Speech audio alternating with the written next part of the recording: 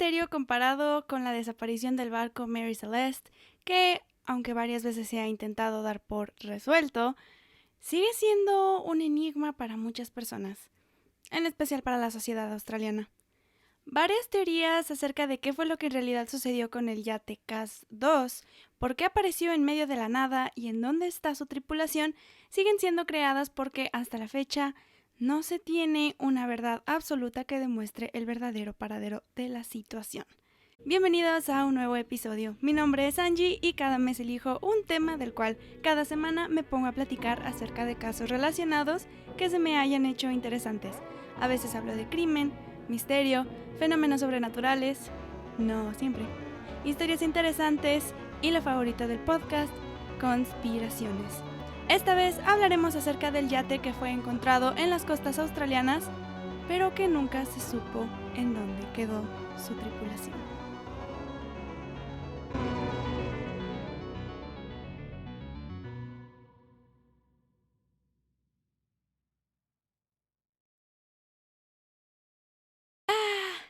El mar.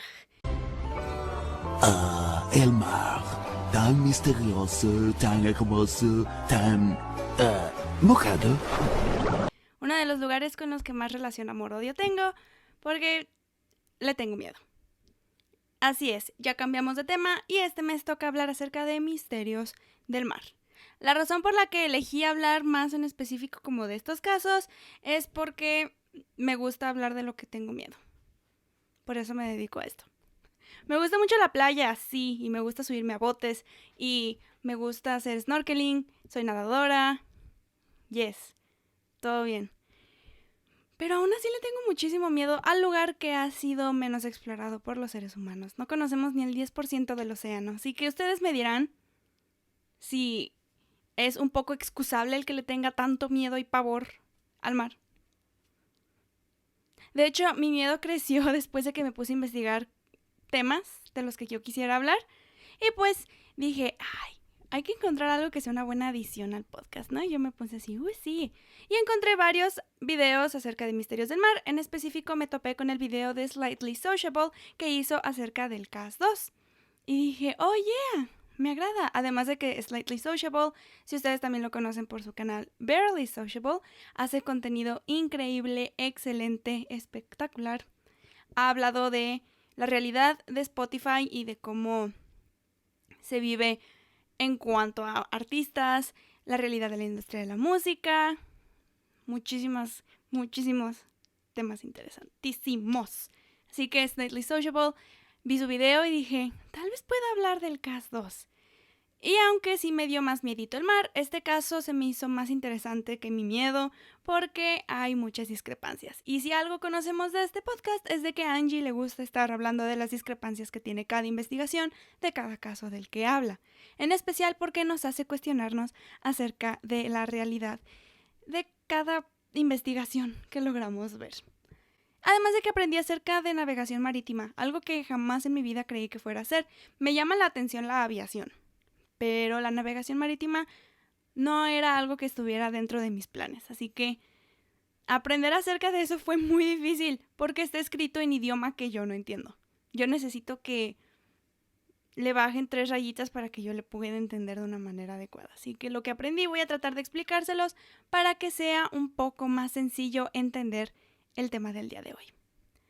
Así que, ahora sí. Es momento de hablar acerca del yate que es considerado el Mary Celeste de la era moderna. Y si ustedes no conocen el caso del Mary Celeste, fue un barco que desapareció y luego apareció, pero sin su tripulación. Es así que se conoce así el Cas-2, o también es conocido como el yate fantasma de Australia. La mayor parte de la información, les comento, la obtuve de los documentos oficiales tanto de las autoridades de seguridad marítima australiana como la oficina del coronel del estado. Sobre todo porque estas son la parte oficial del caso y porque en sí otras investigaciones no se hicieron, aunque podemos decir que sí y que no, porque las familias de las víctimas sí fueron las que investigaron, pero no duró mucho esta investigación, duró menos de un mes, así que no se pudo hacer una conclusión digna. En este caso, una conclusión conclusa de qué fue lo que sucedió. Obvio, hay artículos que hablan de varias cosas, conspiraciones, capitanes que comentan varias cosas, pero la información que utilicé en sí fue tanto la que proporcionó cada miembro de la familia de las víctimas como la oficina del coronel del estado. Así que ahí les va la verdadera historia del CAS-2. En la mañana del domingo 15 de abril de 2007, el catamarán de 9.8 metros CAS-2 partió de la marina Apple Point en Early Beach, Australia, con su tripulación Derek Baton, de 56 años, y los hermanos Peter, de 69, y James Stanstead, de 63, de quienes no se volvería a saber nunca más. El catamarán se dirigía hacia Townsville, en Queensland, en la primera parte de lo que sería un viaje que sería desde el norte hasta el oeste de Australia para terminar llegando a Perth. Así que hablemos un poco acerca de la tripulación. Derek Baton, conocido también por sus amigos y familiares como Des, llevaba 30 años casado con su esposa Jennifer y tenían 2 hijos, uno de 26 y uno de 23. Des había sido un floor layer, o lo que conocemos como alguien que ponía pisos. Se dedicaba a poner pisos y se medio jubiló durante 4 o 5 años antes de su desaparición. Digo medio jubiló porque en realidad el señor seguía trabajando, pero en realidad su retiro fue en mayor parte porque tenía una lesión en la espalda, consecuencia misma del trabajo. Obviamente poner pisos es mucho esfuerzo físico, sobre todo en la columna. Des tenía diagnosticados varios problemas de salud, entre ellos el colesterol alto, para el que estaba medicado, diabetes, y tenía antecedente de haber sufrido un ataque al corazón poco antes de que partiera el yate. A pesar de todo esto, su salud era buena y era un hombre que estaba en buena forma y, de acuerdo con información que encontré, era alguien muy hábil para nadar. Toda la familia de Des estaba interesada en la navegación en barco desde años atrás y además eran dueños de diferentes barcos de diferentes tamaños. Debido a esto, Des tenía su Recreational Craft Skipper, que en pocas palabras en español es una licencia para navegar un bote motorizado, que tanto en Europa como Australia se les conoce como Skipper License, que es la licencia necesaria para que alguien pueda navegar un bote motorizado. Y también tenía una licencia de radio marina. Des y Jennifer así fue como decidieron comprar el CAS-2 a mediados del 2006 y Des planeó aprender a manejarlo en un curso. Además de que también decidió tomar varios cursos como para poder estar más seguro cada vez que estuviera manejando el CAS-2. Un curso de navegación costal, uno de radar y otro de primeros auxilios. Des navegó el CAS-2 por 2 periodos durante 2006, algo que es importante mencionar porque cuando salieron los 3 hombres desde Early Beach, ya se tenía antecedente de que se sabía cómo se tenía que manejar. Los 2 viajes que Des hizo fueron uno de que duró 2 semanas en septiembre de 2006 y otro que duró 6 semanas al final del año. Jennifer llegó a mencionar que el barco para Derek fue muy fácil para controlar y que lo consideraba una persona eficiente para navegarlo. Además de que comentó él era muy consciente en cuanto a medidas de seguridad cada que se ponía a navegar sus botes. Cambiando de persona, también estaba Peter Stanstead. Era un empresario retirado que estaba casado con su esposa Frances durante 42 años y tenían 4 hijas.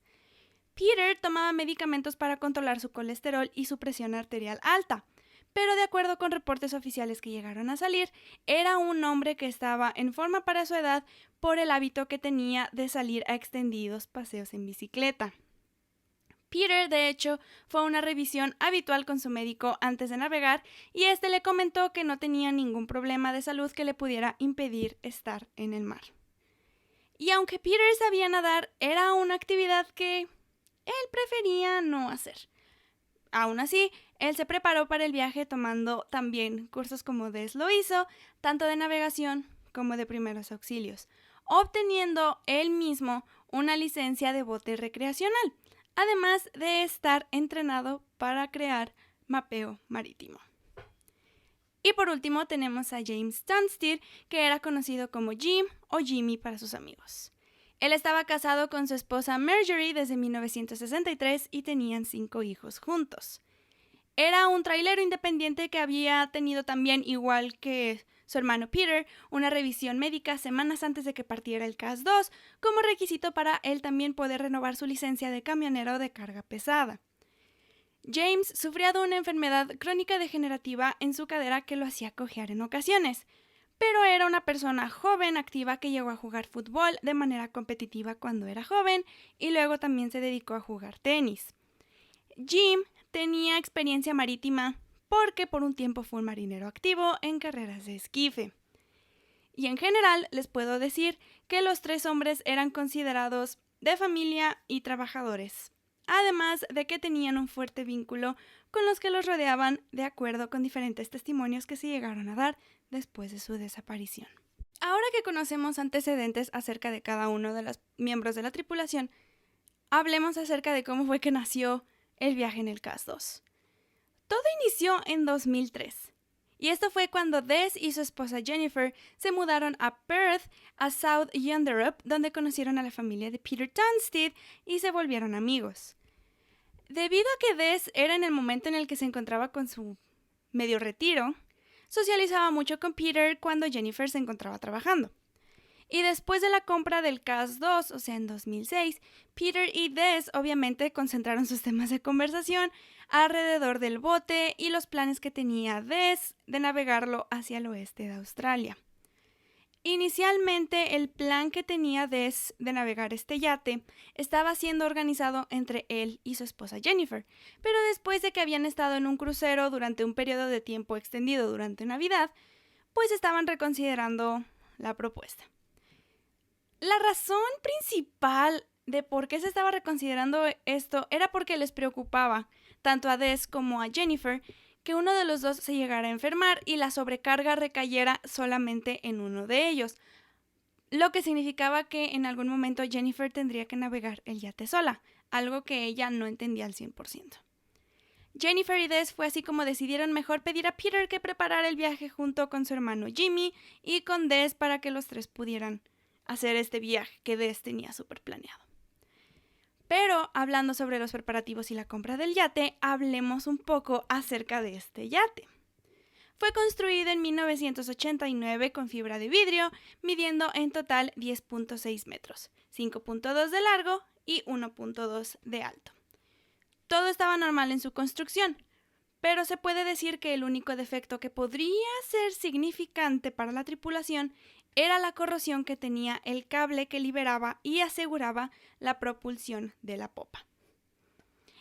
Les dije, si son como yo y no saben nada de botes o que de plano esto es lenguaje muy extranjero, les explico. Este cable es una parte del bote que transmite la energía desde el motor hasta la hélice para que se pueda propulsar el movimiento.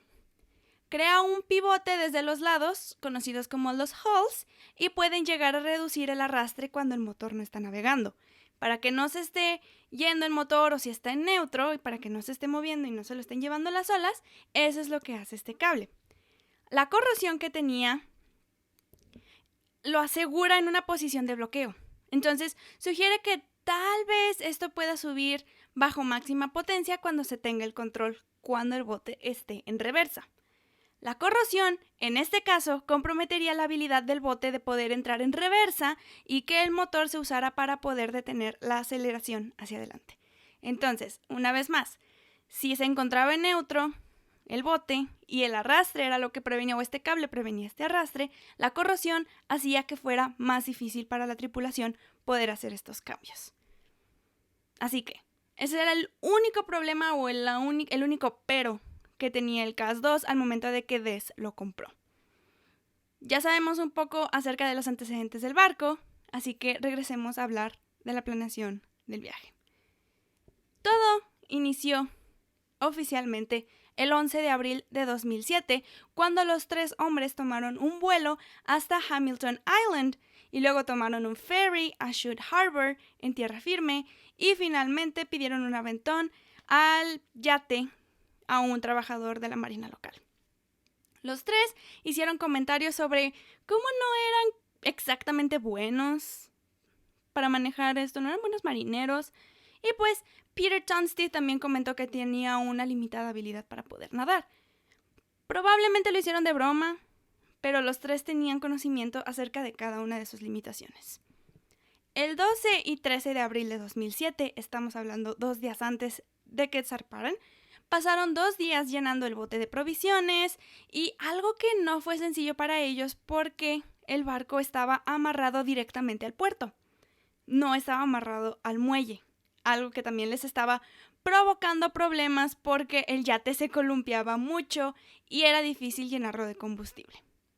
Hay reportes que indican que Des registró el yate varias veces como le fue posible, como marinero novato, pero solo son reportes de que era lo que él intentó hacer. Más no se sabe si es oficial, que sí se haya llegado a registrar.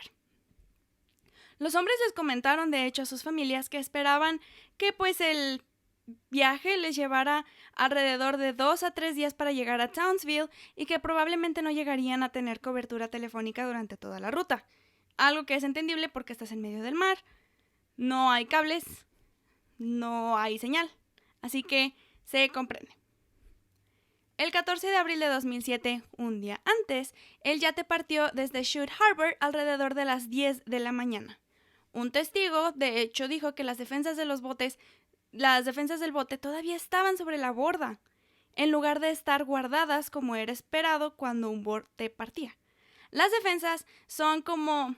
¿Cómo se los explico? Son como pequeños squishmallows. Si ustedes han visto squishmallows. Son como botes que están squishy y que los ponen alrededor del bote para que si en algún momento llegaran a estar en un puerto o estén al lado de un bote, para que no choquen y no sea tan fuerte, sean esas cosas squishy las que las que sufren el impacto en lugar de que sea la fibra de vidrio del bote. No pasó mucho tiempo desde que salieron cuando comenzaron las dificultades en el sistema de computación del barco, por lo que Des Baton tuvo que llamar al dueño previo del yate llamado Graham Douglas, con quien se vieron en la marina Able Point en Early Beach. Por eso cuando salieron originalmente era desde Shute Harbor y eso era lo que se tenía planeado, pero por eso se sabe que ellos salieron desde Early Beach porque había tenido problemas el sistema de computación del barco. Graham Douglas pudo ayudarles a arreglar las computadoras, marcó el GPS manualmente y también sugirió que se hiciera una prueba al día siguiente hasta el Eco Resort en la parte oeste de Cape Gloucester por las ansias de que los hombres tenían así de que comenzar el viaje. Graham Douglas conocía esta situación de que los hombres estaban súper emocionados, de que ya fueran a salir, pero él les decía... Yo digo de que mejor se esperen y se vayan desde Early Beach hasta Eco Resort para ver si sí funcionó el bote. Douglas les dio varios tips, de hecho, para que pudieran ir bien, para que todo pudiera ir de acuerdo como ellos tenían pensado. El planeamiento de la ruta, la carga de las baterías, todo para que el motor pudiera servir, todo lo que se tenía que saber para que el motor pudiera correr al día siguiente, para que las baterías funcionaran y también que ellos hicieran contacto con voluntarios de la Organización de Rescate de la Marina para que tuvieran su ubicación actual, su ubicación reciente y así, si en algún momento llegara a haber un accidente, pudieran ser rescatados. Fue así como el 15 de abril de 2007, los 3 hombres fueron vistos por un testigo partiendo con el CAS-2 desde la marina Able Point en Early Beach entre las 7 y las 8 de la mañana. El motor estaba haciendo muchísimo ruido, pero Graham Douglas confirmó que eso era algo normal que tenía el barco.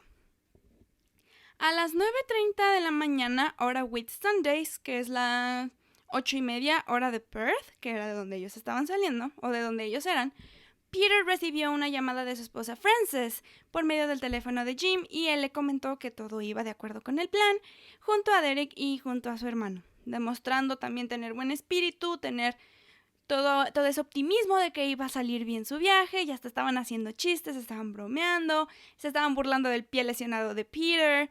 Entonces estaban a gusto, estaban felices, estaban sumamente emocionados por lo que iba a venirse. Y pues también comentó que estaba en el proceso de hacerse un café. Desafortunadamente, esta sería la última vez que se sabría algo de los hombres o que se llegaría a entablar cualquier tipo de comunicación con ellos. Y les comento que fue la última vez porque no se supo nada de Derek, de Jim, ni de Peter, hasta que el 18 de abril de 2007, un miércoles, a las 3:45 de la tarde, una aeronave de supervisión costal estaba siendo operada por oficiales del Servicio de Aduanas australiano cuando encontraron al CAS-2 dirigiéndose hacia el este a unas 80 millas náuticas de la costa de Townsville. Un oficial del Servicio de Aduanas notificó al equipo australiano de búsqueda y rescate del avistamiento de este bote, quienes se encargaron de notificar al alguacil mayor Jason Jesse de la Policía Marítima de Townsville. El alguacil Jason Jesse era el coordinador asistente del equipo de búsqueda y rescate a cargo y fue notificado de que el yate estaba siendo navegado hacia el este a una velocidad de 2 nudos hacia vientos dominantes, algo que estaba preocupando un poco. Desde lo que se podía observar, la vela de proa estaba rota. La vela de proa es la que está delante del mástil y la vela mayor estaba dañada. Pero Jason Jesse no creyó que el yate estuviese en peligro, ya que había parecido estar en marcha, sin ningún problema. No se pudo hacer contacto por medio de la radio de la aeronave porque la del bote no estaba funcionando. Así que el alguacil Jason fue notificado de que lo único que se podía ser identificado desde la aeronave era el nombre del yate, que era CAS-2, pero que no había señales de la tripulación. A la guardia de la costa de Townsville se le comentó que no se hicieron llamadas de emergencia y que se intentó contactar al yate por medio de la frecuencia HF canal 4125. Y también se intentó hacer un registro electrónico del bote usando el nombre indicado y sus variaciones, pero no hubo resultados que demostraran un registro en Australia, creando especulación de que en realidad era un bote internacional. He ahí acerca de la especulación de los reportes de que Derek Bateman quiso registrar el bote para que se pudiera hacer mención de que el CAS-2 iba a navegar. Así que creo que esta es la razón oficial que se tiene de que no se tenía registro por parte de Derek Bateman del CAS-2. Fue así como se decidió entonces hacer una transmisión a todos los barcos que se encontraban alrededor del centro de control Hay Point, creado para recibir respuesta del yate y para poder alertar a los demás acerca del CAS-2. Pero no hubo respuesta alguna. No se hizo contacto con el bote, no se hizo nada hasta 4 días después de la desaparición o después del último contacto que se hizo con los hombres, el jueves 19 de abril de 2007, cuando las autoridades continuaron su investigación para identificar el yate haciendo un modelo de movimiento de agua, localizándolo a eso de las 12:45 del día dando hacia el este y parecía estar muerto en el agua. O sea que el motor no estaba encendido y que el bote solamente con vibes estaba encima del mar. El hecho de que se encontrara varado el yate creó más incertidumbre para las autoridades y fue así como se dio la indicación de que se enviara un helicóptero de rescate 521 de los servicios de emergencia de Queensland, la provincia en donde se estaba encontrando el bote, con el propósito de poder encontrar a alguien que estuviera dentro. Las autoridades desconocían en ese momento de verdad si alguien en el bote no tenía ganas de que se le encontrara, estuviese lastimado o que estuviera hasta muerto. Por estas mismas razones, 2 policías fueron quienes acompañaron al equipo de rescate. Corey Benson, un nombre importante para más adelante, un oficial del equipo de rescate, fue el encargado de entrar al yate por primera vez, mismo con el que tuvo problemas tanto por el movimiento del bote y porque se enredó con una red de pesca. Pero encontró varias cosas importantes aquí. La caña de pescar de Peter Tunstead estaba atada y la escalera estaba doblada fuera del agua. El motor estaba muerto y fue así como Corey Benson decidió apagarlo. Muerto en el sentido de que estaba en neutro, pues.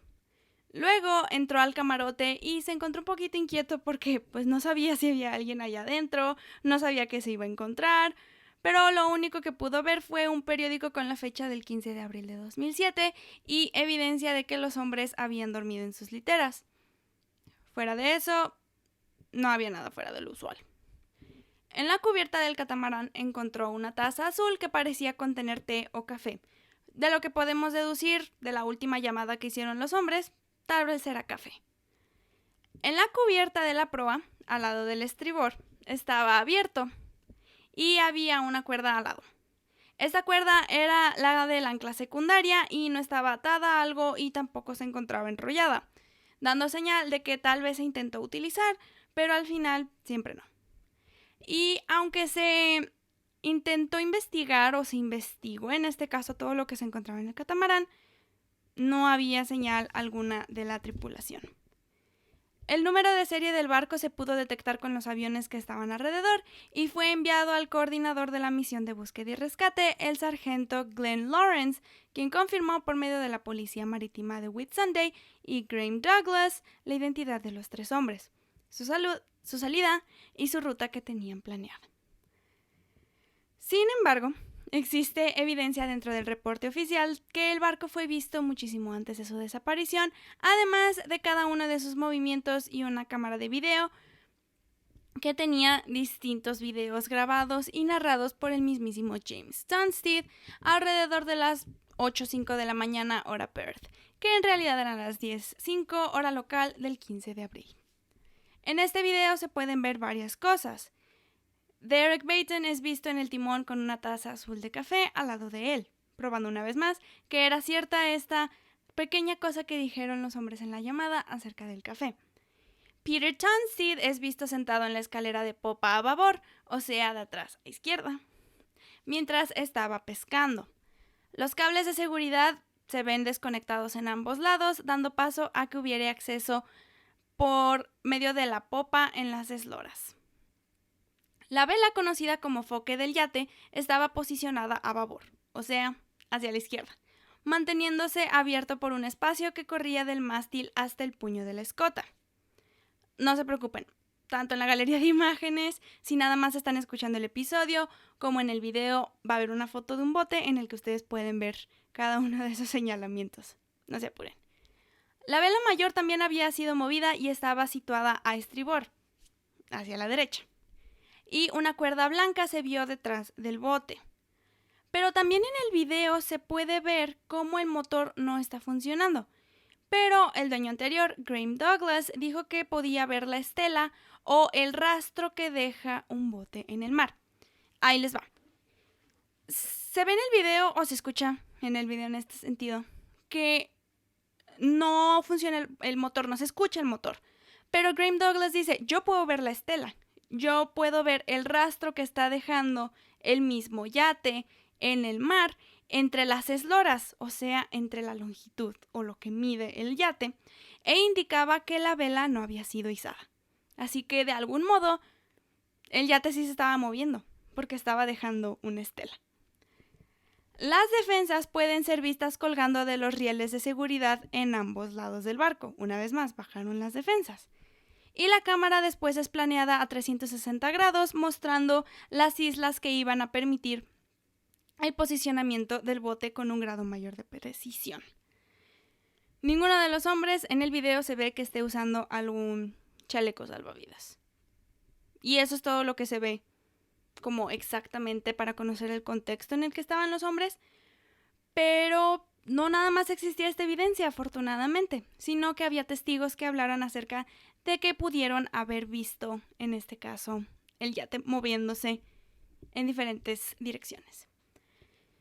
La primer testigo que se encontró fue Isabel Wheeler, quien comentó que el mismo 15 de abril de 2007 vio al Cass 2 dirigiéndose hacia Champagne Bay para ir a pescar. Bueno, ella se dirigía hacia allá y pudo ver desde su posición los barcos que iban hacia Gloucester Passage, que fue donde Graham Douglas le dijo a los miembros de la tripulación que se dirigieran. Isabel comentó que había estado pescando por un rato, cuando de repente vio un barco blanco, grande, pasando por George Point, navegando por el oeste hacia Gloucester Passage, y ella pensó que este catamarán había pasado por Eshelby Island. Isabel también comentó que en el punto entre Eshelby Island y Rattray Island, el barco cambió su rumbo en unos 90 grados y se dirigió directamente hacia el mar, mas no se fue a ninguna isla. Cabe resaltar que Isabel no pudo identificar el catamarán que vio como el Cass 2, tal vez vio otro catamarán, pero si por alguna razón hubiera sido el yate del que estamos hablando. Esto explicaría por qué Graham Douglas, otro testigo obviamente, no pudo ver al CAS-2 cuando fue él a esa misma área más tarde. Alrededor del mediodía del 15 de abril de 2007, Graham Douglas, el antiguo dueño del CAS-2, se dirigía hacia Eco Resort en Cape Gloucester, ya que, si recuerdan, él mismo le había aconsejado a los 3 hombres parar ahí en su primer día de la navegación para poder hacer una revisión de los sistemas de navegación para ver si ya funcionaban de manera adecuada. Mientras él se dirigía al resort, paró en Dingo Beach, donde esperaba poder ver por un momento al yate, pero no hubo señal de este. Graham entonces continuó su camino hasta el Eco Resort, donde tampoco pudo encontrar a los hombres, y aquí fue donde intentó llamar a James, pero no recibió respuesta alguna. Graham pensó entonces que los hombres se dirigieron al segundo lugar de anclaje que él había sugerido, Grace Bay, y este se encontraba al norte de Bowen, pero de nuevo no había señales del CAS-2. El 15 de abril de 2007, entonces, también hubo más testigos. Graham Douglas no pudo ver el CAS-2, Isabel Wheeler dice que sí lo vio, y hubo otra persona que también testificó. Ivan Orms, miembro del barco Bowen VMR del rescate marítimo de Queensland, entregó evidencia donde afirmaba que tuvo contacto por medio de la radio con el catamarán CAS-2. De acuerdo con las autoridades australianas, esta información es problemática. ¿Esto por qué? Se dice que Ivan tuvo contacto con un barco que se cree es el CAS-2 el domingo 15 de abril de 2007 a las 6:45 de la tarde, cuando él se encontraba en su casa. No se encontraba en su trabajo, pues. Ivan entonces dijo que tuvo contacto con el capitán y que éste le comentó que eran 3 hombres que se encontraban en George Point y se dirigían hacia Perth. Un transcurso que usualmente lleva 2 horas. No 11. Ivan, después de esto, pues al ver las discrepancias, fue interrogado por las autoridades australianas y comentó que tal vez se equivocó. Tal vez recibió la llamada cuando estaba en la base, pero se le había olvidado registrarla y lo hizo hasta que se enteró que el CAS-2 había desaparecido, confundiéndose con la hora en la que recibió originalmente la llamada por el lapso de tiempo que se había perdido. Es probable que haya registrado la llamada más tarde de lo que en realidad la recibió para poder esconder el hecho de que originalmente este hombre no lo hizo. Algo que también explica por qué difirió por 3 días lo que se consideró información vital. Explica muchas cosas esto. Y todo fue normal, todo fue quedándose todavía estancado, cuando el 16 de abril de 2007, Matthew Howie, un residente de Dingo Beach, testificó diciendo que llegó a ver al CAS-2 hasta ese día. No lo vio el 15 de abril. Navegando a la misma posición que había comentado Isabel Wheeler. Y también Matthew Howie comentó que lo vio por unos minutos y que este no cambió su transcurso como Isabel había dicho. Isabel comentó que el CAS-2 dio una vuelta de 90 grados y después se fue. Matthew Howie dice que no es así. El barco, de acuerdo con él, siguió su navegación de George Point hacia Gloucester Island y Matthew pudo describir algunas características que identificaban bien al CAS-2. Él también llegó a discutir el acontecimiento con su vecino Ian Stonehouse 2 semanas después de que se enteraron de que el catamarán había sido encontrado vacío, confirmando el señor Stonehouse haber visto el barco que creyó era el CAS-2, el mismo que vio Matthew. Ian Stonehouse entonces confirmó haber visto el barco el lunes 16 de abril de 2007, dando razón del mismo transcurso que había descrito Isabel. Las autoridades australianas comunicaron que la única diferencia que había en este caso era que Matthew Howie e Ian Stonehouse dijeron que el barco siguió directamente su transcurso, mientras que Isabel dijo que este dio un giro de 90 grados para luego dirigirse hacia el mar, por lo que no se tenía como una consistencia en la historia que dejara claro el transcurso del bote. El reporte del coronel en este caso es donde empiezo a cuestionarlo, porque vienen algunas oraciones o algunos comentarios que no creo sean necesarios cuando haces un reporte oficial o te hacen cuestionar la imparcialidad de las autoridades. Y esto es algo que Slightly Sociable también comenta. Hay una burla que se hace por medio del coronel hacia Ivan Orms y pues también se hacen errores gramaticales. Todos podemos cometer errores, todos somos humanos, no sucede. Pero eso me demuestra que no se hizo una doble revisión, tal vez, aparentemente, del reporte oficial, dándome a entender que no hubo mucho interés en la investigación de la desaparición de estos 3 hombres. Maybe just me. Tal vez solo yo pienso eso, pero el que se haya burlado de Ivan Orms y de todo lo que sucedió con esto de la llamada y los errores gramaticales que se pueden ver en el reporte, pues cuestionable. Ahora, sigamos con los testigos. Se tiene el registro de que el 17 de abril de 2007, las tripulaciones de 2 barcos pescadores de trucha de coral en el arrecife Darley, a unas 55 millas náuticas de Bowen, aseguraron haber visto a un yate, pero no había señal de que tuviera personas en él, además de que la vela de proa se encontraba rota. Ninguno de los miembros de los barcos se comunicó con el yate, ya que creían que se encontraba tripulado porque pues estaba navegando en los arrecifes sin ningún problema. De acuerdo con la investigación, esto no puede ser posible porque por información del GPS luego recuperada, no había intención alguna de esquivar esto, información que después se vio contradicha en el mismo documento realizado por el coronel. Así que aquí empiezan nuestros cuestionamientos y aquí empieza uno a preguntarse, ¿qué dice este reporte que nosotros no sabemos? Pero ya después de toda la evidencia que se recolectó, se creó la examinación forense y búsqueda de la tripulación. 3 oficiales que llevaron a cabo la examinación del bote en el puerto de Townsville el 21 de abril de 2007 fueron los que comentaron qué fue lo que se encontró ahí. 2 de ellos, el sargento Bardell, experto en la investigación de escenas del crimen, y el sargento Molloy, experto en huellas digitales, pasaron tiempo buscando evidencia que probara un asesinato, pero nada de ello se encontró. No se encontraron armas en el yate, y de hecho los únicos cuchillos que se encontraron eran de mantequilla y unos especiales para pesca. Bueno, sí se encontró un arma. Sí se encontró un arma. Era una pistola calibre 44 con todas sus rondas de munición completas, pero estaba legalmente registrada a nombre de Des Bateson y se pudo transportar sin problema, por lo que tampoco se vio como sospechoso por parte de la policía.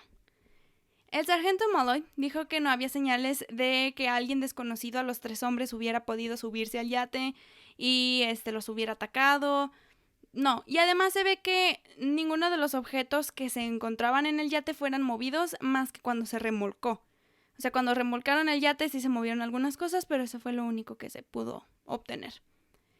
Y debido a estas circunstancias, el sargento Molloy no creyó que fuera necesario hacer una revisión de huellas digitales porque el barco no se veía desorganizado. Primer error. ¿Cómo si tú tienes una escena de crimen, porque quieras o no, al momento en el que la tripulación no está en el barco, ya es una escena del crimen, vas a decir que no es necesario que se haga una investigación de huellas dactilares? No entiendo. Y tampoco lo entendieron los miembros de las familias de los 3 hombres, que de hecho dijeron que era sospechoso que las propias autoridades no hubieran investigado huellas digitales o cualquier otro tipo de información científica, con debida razón. Y bueno, sí se hizo una búsqueda del yate y una investigación sobre qué le pudo haber pasado. Pero hablemos de la búsqueda de los hombres, porque esto es lo más importante del caso. La Autoridad de Seguridad Marítima de Australia, o la AUSSAR, fue notificada y un barco de la Marina fue ordenado para investigar los arrecifes, costas e islas cercanas, antes de tener un avión con habilidades de infrarrojo para la noche para poder aumentar la búsqueda. El 20 de abril de 2007 se creó una búsqueda a escala completa con ayuda de unidades de voluntarios e investigación de la posición del barco. Todo lo que se encontró en la cámara de Jim Tunstead ayudó a las autoridades para poder como concentrarse en el punto clave de la búsqueda, haciendo que el avión lograra cubrir un área más amplia cada día que pasaba. Hubo, en total para esta investigación, 2 helicópteros de rescate investigando de Cape Bowling Green a Cannonville, 9 aviones investigando las unidades VMR, guardacostas encargados desde tierra hasta la isla que abarcaba Magnetic Island al norte y sur de Early Beach, que era básicamente en donde ellos habían estado, y 2 botes comerciales que investigaron todos los arrecifes Old, Stanley, Darley, Dingo y Charity. El 21 de abril de 2007 se creyó que los hombres para ese entonces ya habrían llegado a tierra, pero por más que se hicieron investigaciones, a las 4 de la tarde se determinó que no había trazo de ellos. Las familias de los hombres continuaron buscándolos aun cuando la búsqueda de las autoridades oficialmente había sido detenida, llamándola una investigación muy corta y terminada demasiado pronto. La investigación de las familias tampoco duró mucho, fue desde el 21 de abril de 2007 hasta el 7 de mayo de 2007, cuando ellos concluyeron con sus investigaciones. Y es aquí donde entra lo más desafortunado, porque aunque existe como la información oficial o hasta el registro que se tiene de esta información, se siguen creando las teorías de qué pudo haber pasado en realidad con estos 3 hombres. Sí, existe el reporte oficial de que nos dice qué fue lo que pudo haber pasado, porque es lo que dice la oficina del coronel, pero como para la familia, bueno, las familias como para todas las personas, hay muchas cosas que no se consideraron por parte de las autoridades. Así que hablemos de las teorías de que pudo haber sucedido en realidad con el caso 2.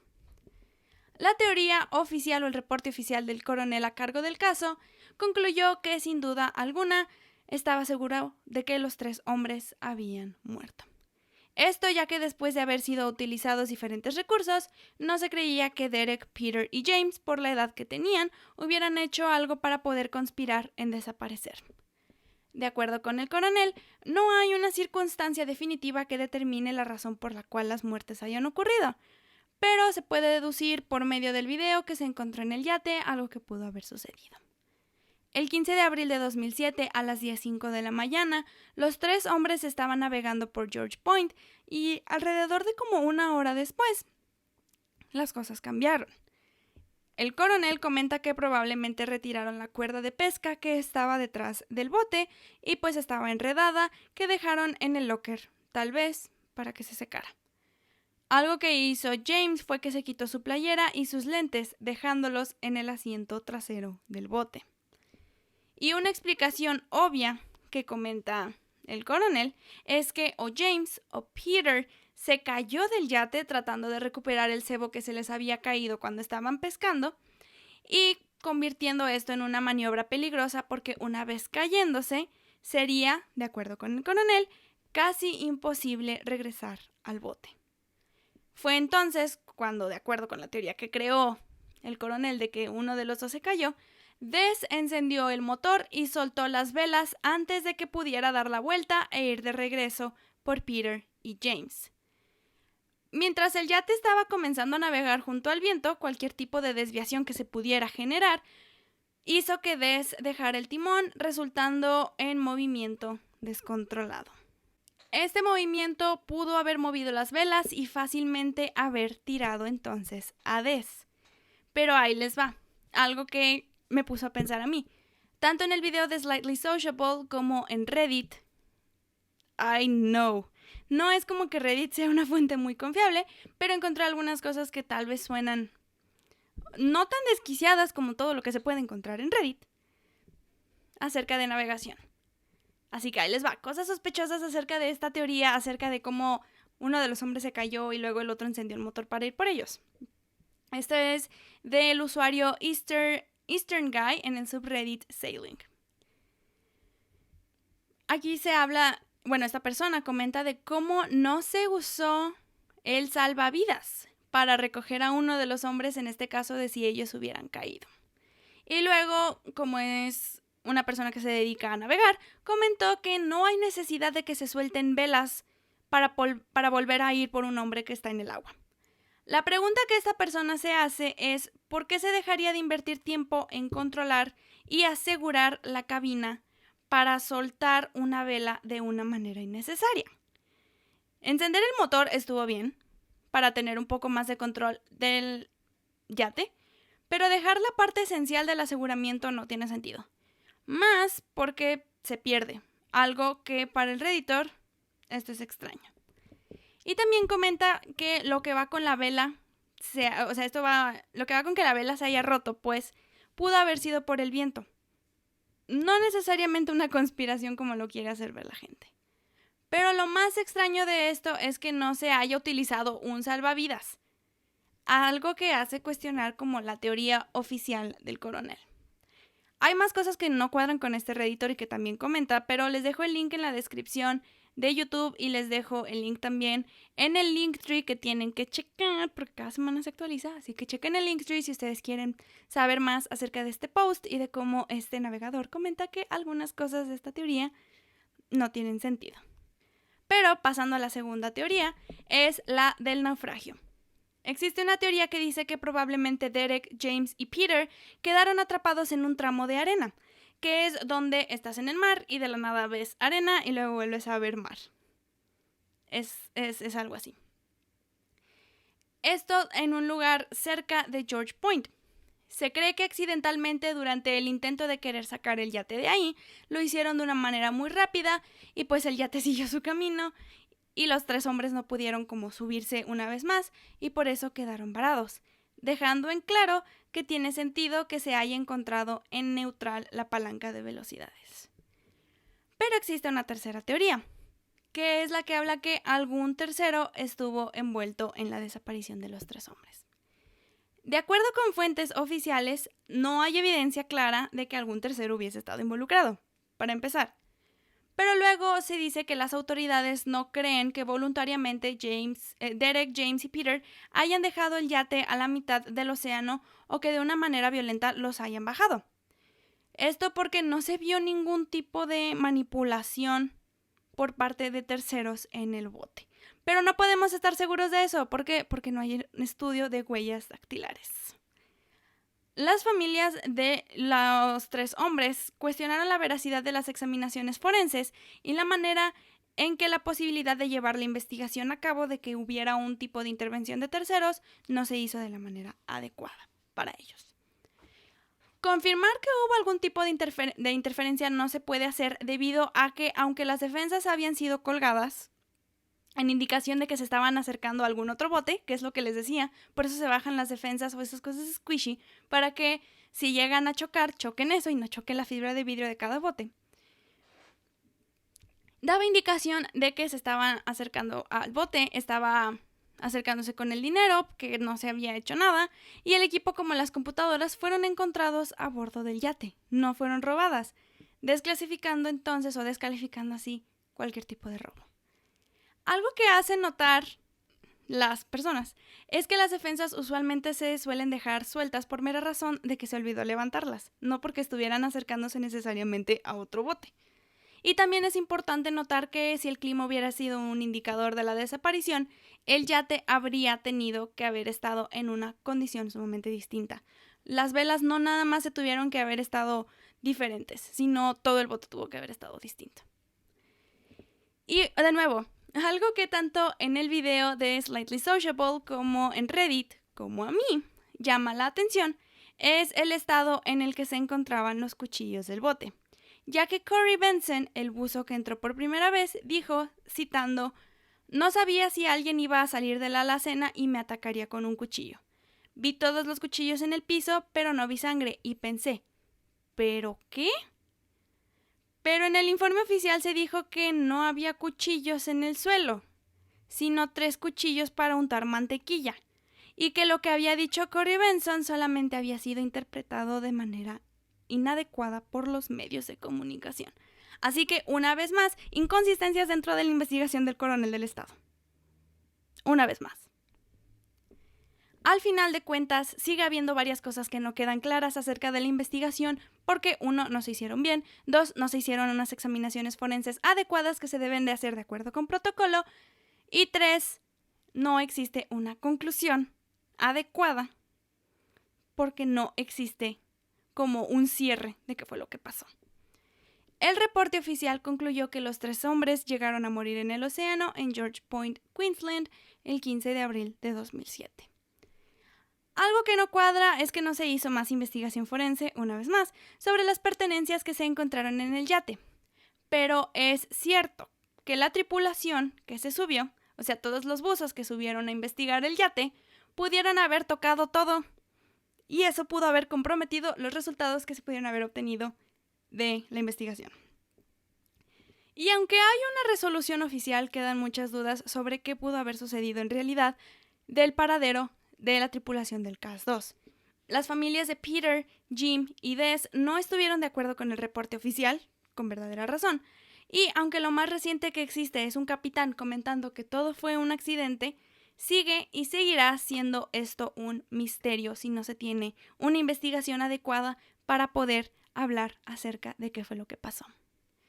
Me gustaría saber sus opiniones, teorías, información extra que lleguen a tener que se haya publicado recientemente. Y todo lo investigado, ya saben, se publica en el Linktree, como cada semana, y ahí queda. Esto ha sido todo de mi parte, y de corazón espero que en algún momento se pueda llegar a hacer la investigación adecuada para que se pueda saber qué fue lo que sucedió con Derek Bateson, Peter y James Tunstead. Por el momento, lo único que nos queda a nosotros es seguir cuestionando cómo es que este reporte llegó a ser tan decepcionante. Yo me retiro, no sin antes decirles que esto ha sido todo de mi parte.